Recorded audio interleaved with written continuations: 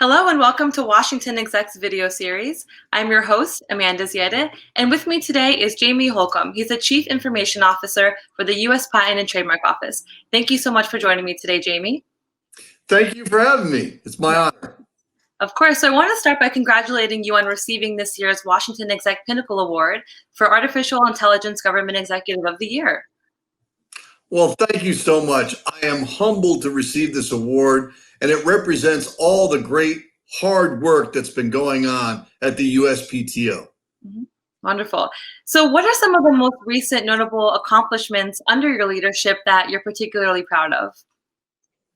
Well, of course, besides the artificial intelligence work, I'm most proud of the fact that we were able to stabilize a core foundation system by eliminating the technical debt that had been accumulated over the years.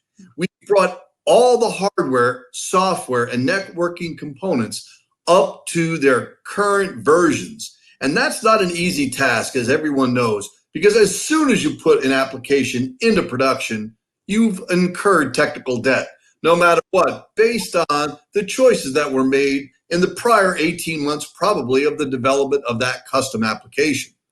So you're always trying to figure out how to ensure that you remain current and also put the new functionality out that needs to be there.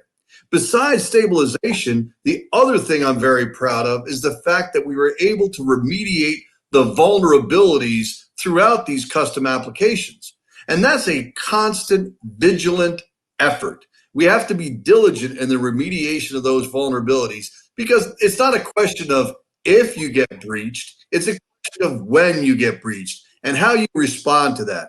And so along with those lines, my third most important thing I think we've done is create a mindset or a culture shift where we're actually talking about resiliency in active type of operations in disparate physical locations.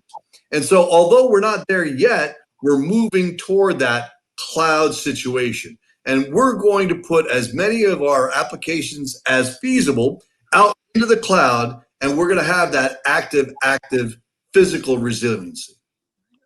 Wonderful. So how do you plan to continue the success and innovation momentum within the USPTO?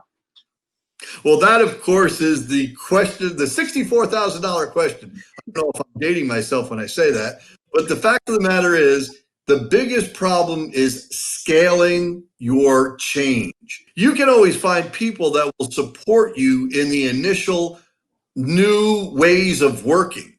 But now getting the entire organization behind you requires you to scale to a point where you're showing progress, but you're anticipating failure.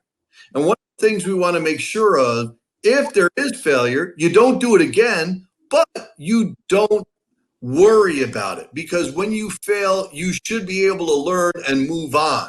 So often we throw good money after bad just because we think we can overcome some situation.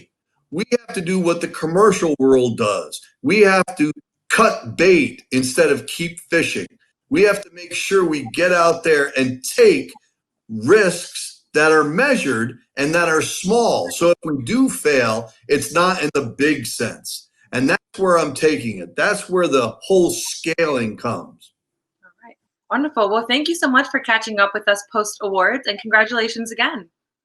Thanks a lot. You have a good one. You too.